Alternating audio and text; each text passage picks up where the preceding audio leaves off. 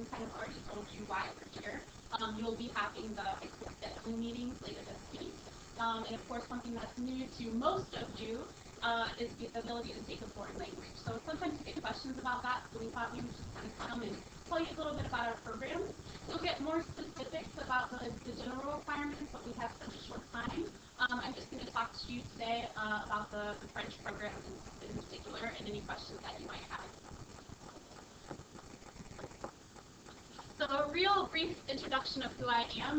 My name's Madame Villa, and I did actually graduate from Urbana High School quite a few years ago, and found my way back here 4 years ago. I went to college at Ohio Wesleyan, where I studied obviously French, and psychology and art history. And when I was done with that, I already had a great passion for French language and culture.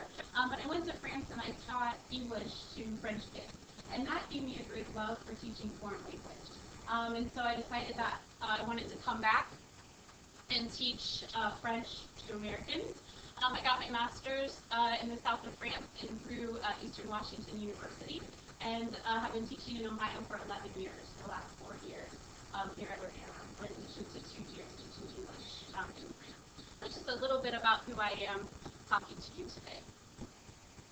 A lot of times kids ask me, like, what should I expect in a level 1 course in French 1? So it seems kind of obvious, but at the same time not, because when you learn English, you just kind of did it. But what you need to learn for a language is comprehension skills, which is listening and reading, and then production skills, such as speaking and writing. And in French 1, that lays heavily on vocabulary, because you don't know any of those basics.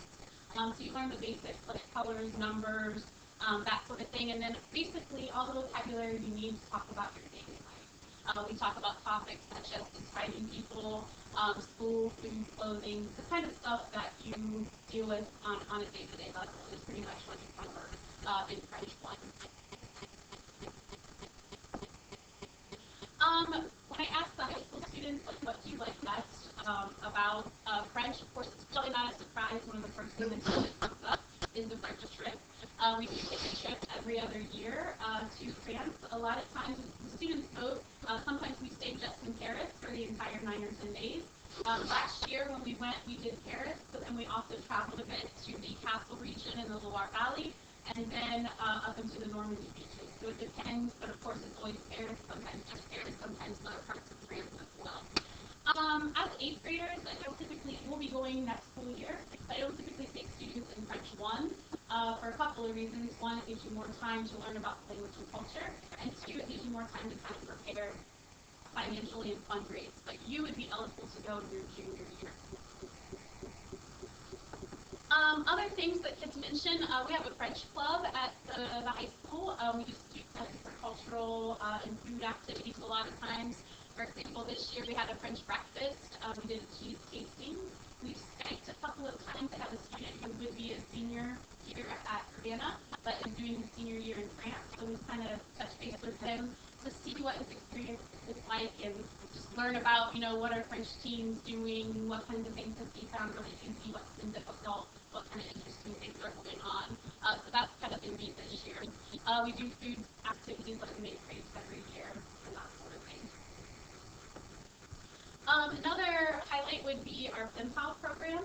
In French 1, we don't do as much with this because your level of language is not as strong, and I don't have as good a connection with the teacher. In French 1, the pen pals are in the south of France, and I've never met that teacher. In French 2 through 5, we correspond with the school that I worked with in the north of France. I have a much better connection with that teacher, and we've tried doing videos this year when we've been something new, so that's been kind of interesting.